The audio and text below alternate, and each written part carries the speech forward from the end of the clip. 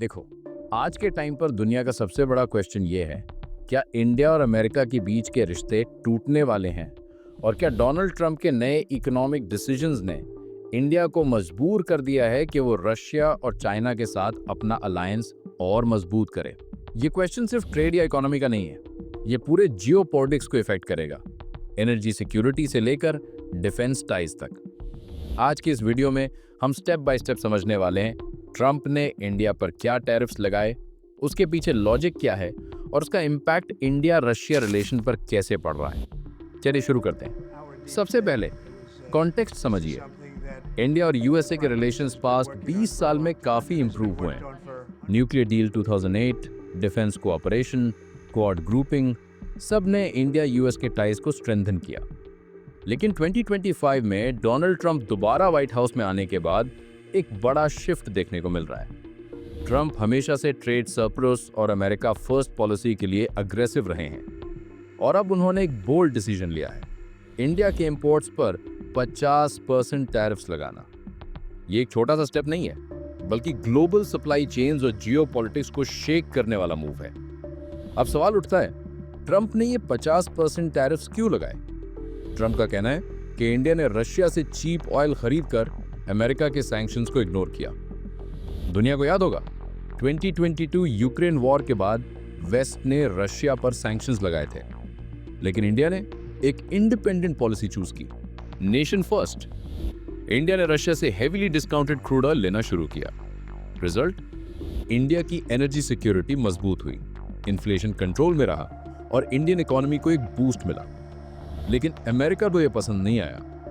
Trump openly बोल रहे हैं कि India can not eat from both sides, मतलब एक तरफ यूएस के डिफेंस और टैक्स से बेनिफिट लेना और दूसरी तरफ रशिया से ऑयल लेना। इसीलिए रिटेलिएशन के रूप में ट्रंप ने 50% टैरिफ्स अनाउंस कर दिए, specially textiles, pharma, IT services और स्टील एक्सपोर्ट्स पर। अब सोचिए इसका इंडिया पर क्या असर होगा। नंबर 1, एक्सपोर्ट्स हिट होंगे। इंडिया के यूएस को एक्सपोर्ट्स लगभग $120 बिलियन के हैं, 2024 डेटा। टैरिफ्स के बाद इंडियन गुड्स अमेरिका में कॉस्टली हो जाएंगे, डिमांड गिर सकती है। नंबर 2, जॉब मार्केट पर इफेक्ट। टेक्सटाइल, आईटी सर्विसेज और फार्मा सेक्टर्स में डायरेक्टली करोड़ों जॉब्स हैं। अगर यूएस मार्केट श्रिंक हुआ तो एम्प्लॉयमेंट पर प्रेशर आएगा।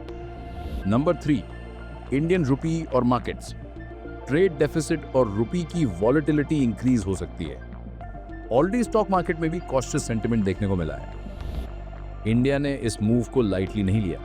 एक्सटर्नल अफेयर्स मिनिस्ट्री ने क्लियरली बोला है, इंडिया अपने स्ट्रेटेजिक इकोनॉमी को कॉम्प्रोमाइज नहीं करेगा। प्राइम मिनिस्टर मोदी ने एक स्ट्रॉन्ग स्टेटमेंट दिया है, इंडिया के एनर्जी टाइज रशिया के साथ सिर्फ एक ट्रेड डिसीजन नहीं है, बल्कि एक 1.4 बिलियन लोगों के एनर्जी सिक्योरिटी का मैटर है। मतलब इंडिया क्लियर है, अमेरिका के प्रेशर के बावजूद रशिया से ऑयल लेना बंद नहीं होगा। और इसके पैरेलल इंडिया अपना लुक ईस्ट और नॉर्थ पॉलिसी पुश कर रहा है, चाइना, रशिया और सेंट्रल एशिया के साथ ट्रेड और इन्वेस्टमेंट डीपन करने की। अब सबसे इंटरेस्टिंग पार्ट आता है, रशिया को यूक्रेन वॉर के बाद यूरोप से बाहर कर दिया गया था, लेकिन इंडिया ने रशिया के लिए एक बड़ा मार्केट ओपन किया। इंडिया रशिया का टॉप ऑयल बायर बन गया है और अब ऑयल के अलावा फर्टिलाइजर्स, डिफेंस और कोल ट्रेड भी रैपिडली ग्रो कर रहा है। मॉस्को में मोदी और पुतिन की रीसेंट मीटिंग में दोनों लीडर्स की स्पेशल रिलेशनशिप को रीअफर्म किया और ट्रंप के टैरिफ्स के बाद रशिया और इंडिया और क्लोज आने वाले हैं। अब अगर हम थोड़ा और जूम आउट करें तो एक और एंगल सामने आता है, चाइना। शी जिनपिंग ने एक सिंबॉलिक स्टेटमेंट दिया, ड्रैगन और एलिफेंट को साथ चलना होगा। मोदी का चाइना विजिट, एससीओ समिट और ब्रिक्स प्लस एक्सपेंशन, ये सब सिग्नल कर रहे हैं कि इंडिया अपना पोजीशन डाइवर्सिफाई कर रहा है। पहले इंडिया सिर्फ वेस्ट के साथ बैलेंस करता था, अब वो ओपनली रशिया चाइना ब्लॉक के साथ भी इंगेज कर रहा है। ये चीज अमेरिका के लिए एक नाइटमेयर सिनेरियो हो सकता है, क्योंकि अगर इंडिया भी रशिया चाइना की ऑर्बिट में चला गया तो इंडो पैसिफिक स्ट्रैटेजी कोलैप्स हो जाएगी। एक और चीज समझना जरूरी है, ट्रंप के डिसीजन सिर्फ फॉरेन पॉलिसी के लिए नहीं है, बल्कि डोमेस्टिक पॉलिटिक्स के लिए भी है। उनका बेस वोटर्स प्रोटेक्शनिस्ट है।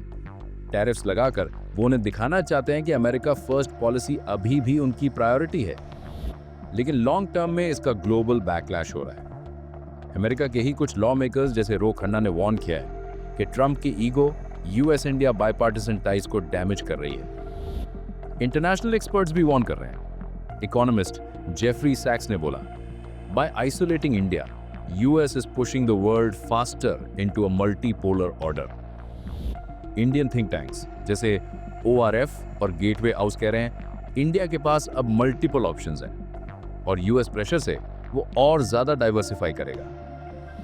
ये डेवलपमेंट एक और बड़े शिफ्ट की तरफ पॉइंट करता है। ब्रिक्स और एससीओ जैसी ऑर्गेनाइजेशंस वेस्टर्न इंस्टीट्यूशंस का ऑल्टरनेटिव बन रही हैं। एक एससीओ डेवलपमेंट बैंक का आइडिया आ रहा है जहां इंडिया एक्टिवली पार्टिसिपेट कर रहा है। डॉलर डोमिनेंस को चैलेंज करने के लिए रुपी रूबल ट्रेड और cross border digital payments push हो रहा है। ट्रंप के टैरिफ्स ने एक तरह से इस मल्टीपोलर प्रोसेस को एक्सेलरेट कर दिया है। लेकिन एक इंपॉर्टेंट चीज याद रखिए, इंडिया कभी भी एक कैंप में 100% जंप नहीं करेगा।